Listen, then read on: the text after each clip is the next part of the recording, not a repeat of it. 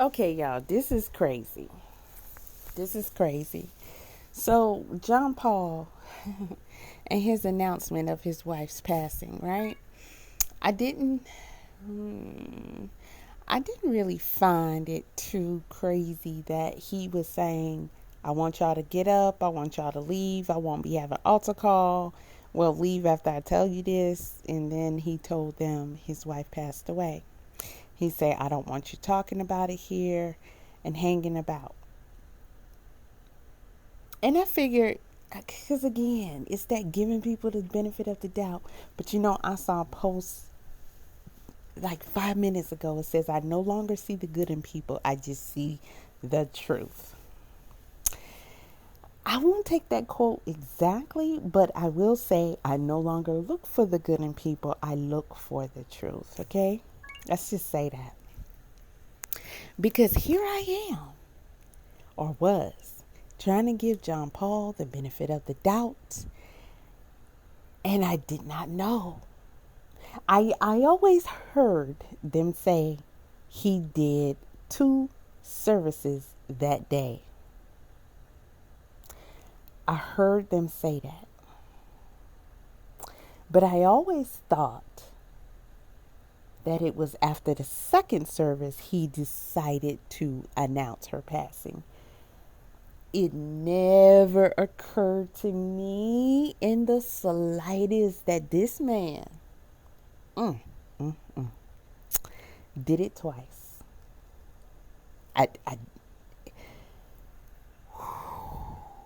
It never occurred to me that this fool announced Micah's passing after each service. No way. And if it was just posted here, I would still be like, Because people come into groups and they say things all the time. They go into videos and say things all the time, right? They even make their own videos and say things all the time. It doesn't make it true. But look at this. So, in the Justice for Micah group, someone posted anonymously, been getting a lot of that lately. Haven't seen it mentioned, but after the sermon, he didn't want the members to stay and talk about it. See, people seem to have a problem with that, and I'm like, oh gosh, people got a problem with everything. It makes sense to me. Regardless of what we think, we don't know. And he's just found out his wife passed. Maybe he took the best route he thought he should take to break it to, the church members. They deserve to know. They deserve to hear it from him. I don't necessarily agree with him saying it was self-inflicted, but I'm sure the guy is probably doing the best he could with what he is given, right?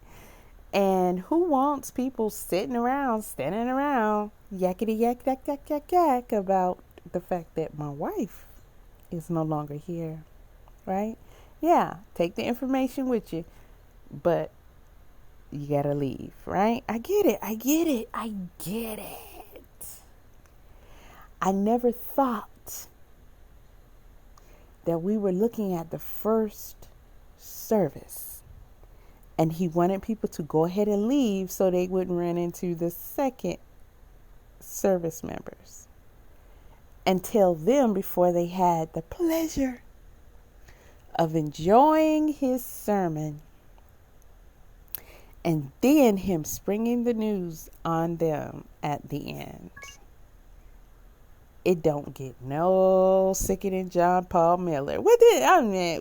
Technically, I'm pretty sure it does. It puts the lotion on its skin, fava beans, Dahmer. Stuff like that. But hey, this guy, he deserves every bit of cussing out that I did to him the other day. Okay? Every bit of it. Don't regret it one bit. Golly. You gotta be kidding me. Okay, so let's finish this now. So they said someone who was there said it was like he didn't want people from the next service to know. I'm reading this. I'm like, look at them. But then I said, hold on, wait. The next service? I thought that was the second service. I thought he told them after the second service. And the first service members, eventually they'll get a call probably from the gossiping second service members. No. So let's continue reading. They said, it's curious, but I'm pretty sure they said, I'm curious to know how his act was in that sermon after that performance. Wiping fake tears, eyes not red from crying. Didn't notice him saying he loved her. Justice is coming for Micah. Well, he didn't cry in that announcement at all. And here we go. Rickman Sam, if you don't know who that is, do your research. And Rickman says it was the first service. He then went into his office and he waited until the second one started. And he came out and he did it all over again. If you're wondering how to tell, in the video, my bass is behind him. I leave after the second service music. So if it was the second service, my bass would be gone. Child. I just want to take time out to give a shout out to Micah's family, especially the father. I commend you for all that you have endured, all you continue to endure, and you and JB still here. You still, in pursuit in the manner that you feel is best. And you haven't literally went to go shake his hand in person. You know what I'm saying? I want to commend y'all again, especially the father. Hats off, man. So JP, the video we saw was his first service after the sermon. So picture this. He gives a whole sermon. I saw parts of that sermon. He talked like he talks. Trying to make jokes. He think he funny. He's not funny. Jay, you not funny, boy. Anywho, giving his sermon. And then at the end, we lost Micah. It was self-induced. I'm sure we'll learn more. I'll be away. Probably a couple of weeks. I'm not sure. Continue to come and give.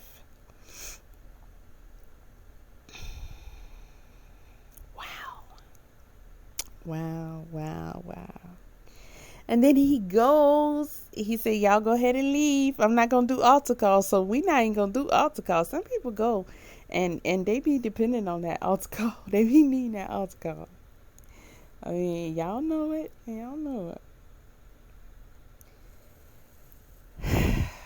And he goes in his office, get himself together, and do it all over again. Now, I can give him credit for doing it the first time. I can see that. I could see that. Once you done decided this is the best way, I'm going to give them the sermon that they came for because I still need to do the Lord's work. Okay? I understand a lot of y'all not going to agree, but that's okay. We ain't all here to think the same way. So you'll be all right. However, I can see, saying, I need to give them the sermon they came for. Some of them really need this sermon. Let me do my job, right? Okay, cool. And I'll tell them at the end, I'll have them to leave. I'm not answering any questions. I don't want to overhear them talking. None of that. I can see that. I really can. But you're going to do it twice? The whole thing. Absolutely the whole thing. After you done told the first group, how is it possible for you to sit up there and preach a whole nother sermon? And then, but you know what? I got to be fair. Even saying that, the second set are just as innocent as the first set. They came for their Sunday sermon.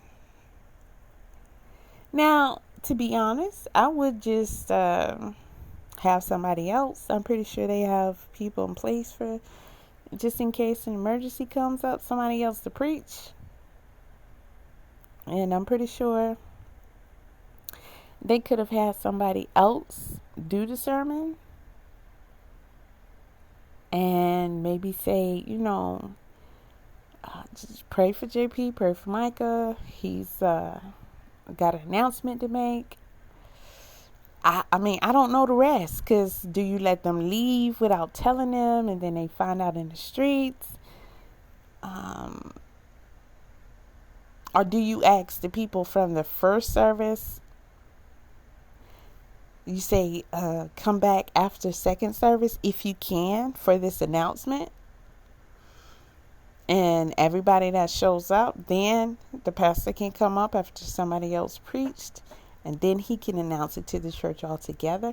Now, I just made that up off the top of my head, and it don't sound bad when you think about it in comparison to what he actually did. Yeah. Let somebody else preach both sermons. After the first sermon, tell the people, pray for the, family. And there's something that pastor needs to announce. And the announcement will take place after the second service. If you're able to come back, please do. And at such and such, like say 3 o'clock, whatever time it makes sense, after you give them a little 30-minute break after the second service. And, you gather them all together and you tell them. Then you say, get to stepping and all that. Boy. Ooh, wait. So what y'all gotta say, man? Listen, did y'all understand it this way in the beginning? Because I didn't. There's no way that I understood that this dude gave 2 whole sermons and gave the announcement after each sermon. Bro, that's on a whole nother level. You're not gonna sit here and tell me that y'all understood it this way the whole time? It can't be, because we wouldn't be having this conversation. Let me see what everybody else is saying on this thread. Okay, thank you for being so brave to share the information. Each piece is vital. Thank you for your bravery to leave for Micah's sake. He didn't want them to talk about it, but now the whole world is talking about it. He controlled his church of 700. Damn, 700?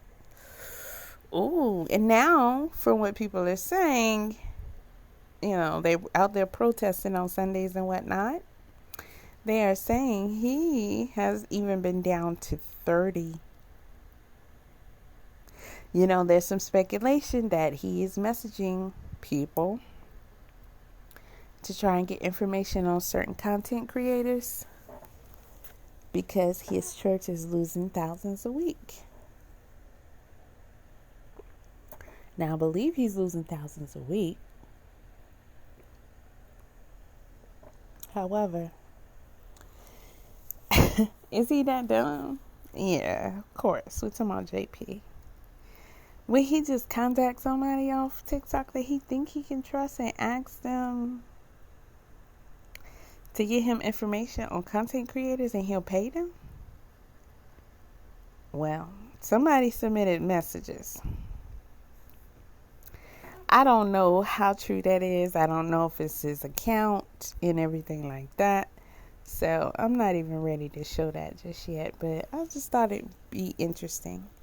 Seeing that he allegedly has 700 members. Wow. Down to 30, bro. And y'all complaining about people not leaving the church. Listen, to me, that's more like a cult style church. If you got from 700 to 30, that's good numbers.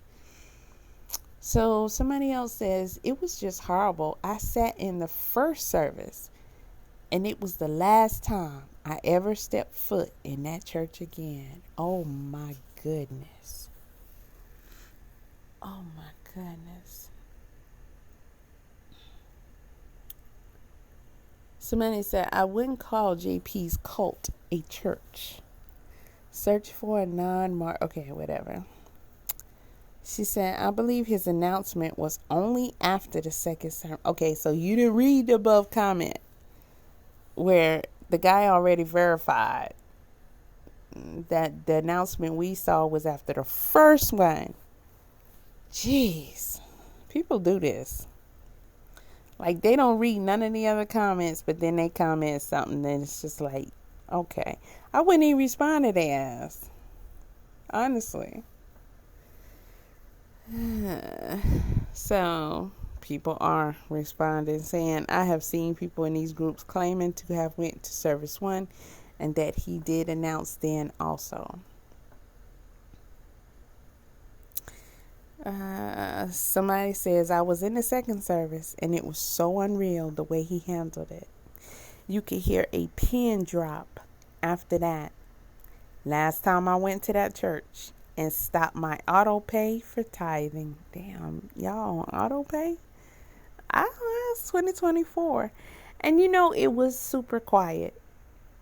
It was super quiet. All right. Somebody say auto pay? Craziest, grossest thing I've ever seen. Can't imagine being there.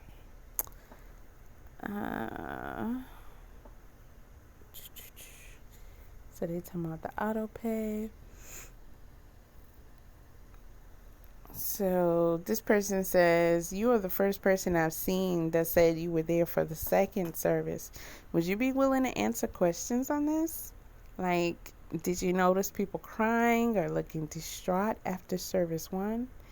Did Johnny Pooh get it together and preach a regular service and do the act again?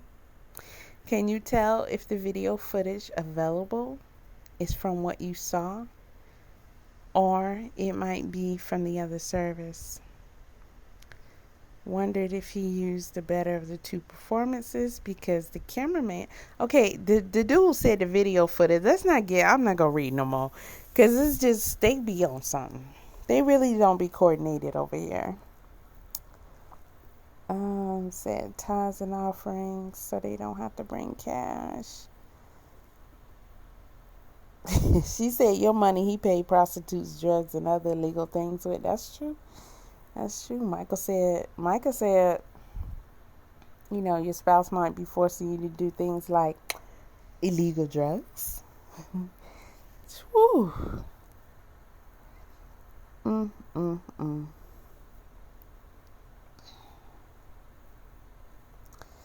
Wow, man. This is wild. Okay, what is this screenshot? So let's talk about it then until she comes back. What's the maybe if she comes back?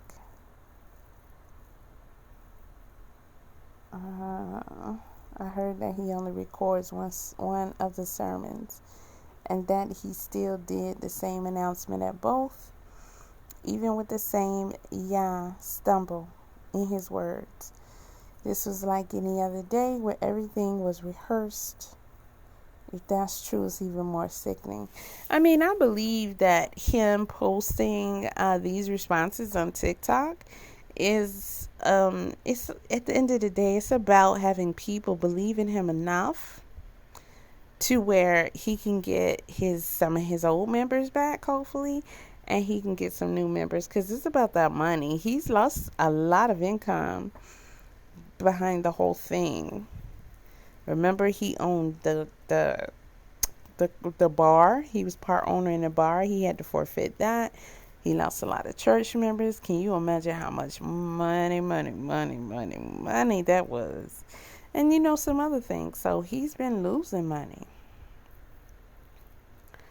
And if people want to support him, thinking, because I'm pretty sure there's people out there who's giving him the benefit of the doubt, and they're leaning towards him being actually innocent.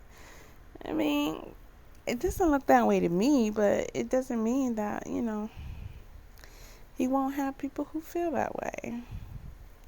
I don't necessarily think that the so-called 30 people who are still attending his church believe he's innocent. They could probably hang it on to see what all they can catch and help out. If he believes that ride or dies, still tithing, still coming, telling him it's going to be all right, I know you'll be cleared, stuff like that, he might, slip up. And I guess I shouldn't be saying this, because that might be something he'll think about now and be like, yeah, just because you here, just because you tithing, I ain't going to trust you. And I don't think he's strategic enough to know that, because he wouldn't be making these talks. I mean, he really think, in my opinion, that these videos are going to get him supporters, and they might. They might. It just might.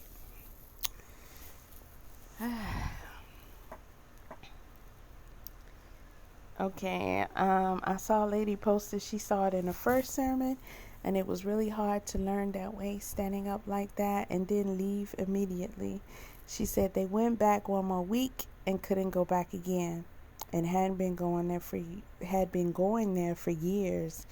I don't want to post her identity because it seemed that she was brave to share it. Okay, when people say somebody said something or whatever, I take it with a grain of salt unless I see it myself or they post proof, which they normally don't post proof. A lot of that should be hearsay, be made up, or it be them getting a story wrong.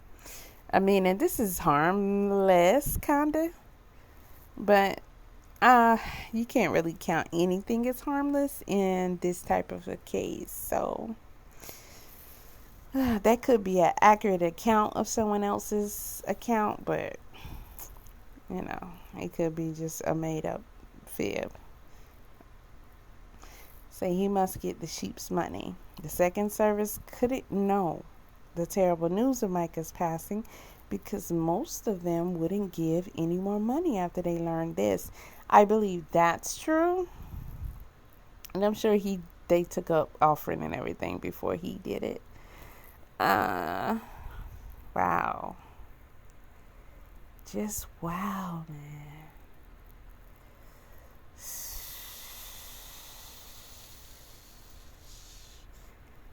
Somebody say they never heard him use any verses of the Bible. I have, but hold on. I want to show y'all real quick this video of a time when she was in the pawn shop buying her weapon.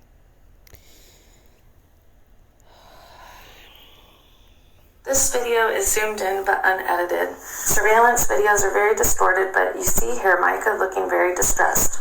Her eyes dart across like she thought of something bad or saw something on the security cameras. This footage is after a suspicious man in black leaves and then a suspicious man in green enters. There appears to be a tear that rolls down her face. Some people have said she was happy and dancing at the pawn shop, but if you watch the full videos, you see she only smiles when engaged with the clerks. The dancing is a form of self-regulation and distraction while stressed. When she thinks no one is looking at her is when you get an idea of what's really going on. Micah was a master at masking and pretending things were fine when they were not, from her self-described years of living under the abuse at JP's hands. This is crazy. This video is... Now, mind you, this is her as she was leaving her apartment to, we assume, originally go to work that same day, to where she ended up taking a detour to the pawn shop. First, the detour was to North Carolina because she was in South Carolina. But she went to the pawn shop to buy the pistol. Then she stopped off at the gas station, used the porta potty. Or she was only in the porta potty for like a minute, so I don't know. Maybe she changed her shirt then or something like that. Went in and bought a drink and paid for fuel, pumped her fuel. And it was a lot going on out there, and people have their speculations about whether these people were following her, keeping tabs on her, or what have you. I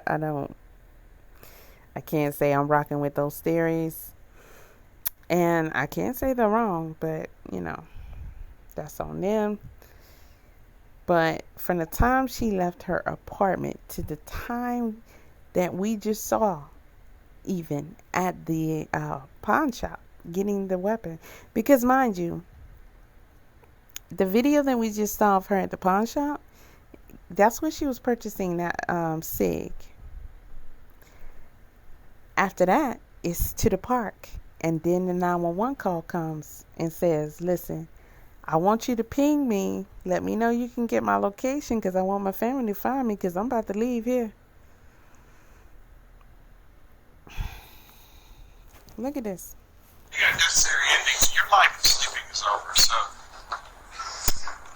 when I get into this and I start to look at what the scriptures say, I came across this passage. And here it is. You might remember the song about the birds. Turn to everything. You got necessary endings. Your life of sleeping is over. So when I get into this, now this is what she was listening to. And I start to look at what the scriptures say. I came across this passage, and here it is. You might remember the song by the birds, turn to everything. There's a season, turn. I can't sing, but you know the words. But here's where it's from. It's Ecclesiastes 3. It says, everything there's a season. So cool. So you got necessary endings. Your life of sleeping is over, so. This is 11:39 a.m. Her phone call to 911 was at 2:49, something like that, p.m.